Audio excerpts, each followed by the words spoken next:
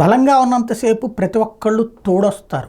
బలహీనపడ్డప్పుడు ప్రతి ఒక్కళ్ళు తోడు రమ్మంటారు. అంటే నేను బలంగా ఉన్నాను నాతో ఉండంటారు, లేదా సర్దుకోమంటారు. దానికి సజీవ సాక్ష్యం రాహుల్ గాంధీకి మొన్న 99 సీట్లు కాంగ్రెస్ పార్టీకి వచ్చినప్పుడు మిగతా ఐఎన్డీఏ భాగస్వామి పక్షాలు కాంగ్రెస్ నాయకత్వాన్ని అంగీకరించడానికి సిద్ధపడ్డాయి. అయితే హర్యానా, మహారాష్ట్ర ఓటములు, కాశ్మీర్ అట్లాగే జార్ఖండ్లో కాంగ్రెస్ పనితీరు పేలవంగా ఉండటంతో బలహీనంగా ఉండి ప్రాంతీయ పార్టీల మీద ఆధారపడి బ్రతుకుతా వాళ్ళ వల్లనే 4 సీట్లు సాధించుకున్నటువంటి కాంగ్రెస్ పార్టీ ఎట్లాగా కూటమికి నాయకత్వం వహిస్తుందంటూ ఎవరికి వాళ్ళు ఇప్పుడు తాము నాయకత్వం వహించాలన్నటువంటి తహతహలాడుతున్నారు. అందులో భాగంగా అఖిలేష్ యాదవ్కి ఆ ఆశ ఉంది, లాలూ ప్రసాద్ యాదవ్కి ఆ ఆశ ఉంది, మమతా బెనర్జీకి ఆ ఆశ ఉంది. మమత మొదట బయటపడితే ఆమెని సమర్థించడం అని కాకుండా ఆమె ఆలోచనని సమర్థించడం ద్వారా రాహుల్కి ఇబ్బంది పెట్టడంతో పాటు ఐఎన్డీఏ భాగస్వామిగా కాంగ్రెసేతర వ్యక్తి, ఐఎన్డీఏ నాయకత్వం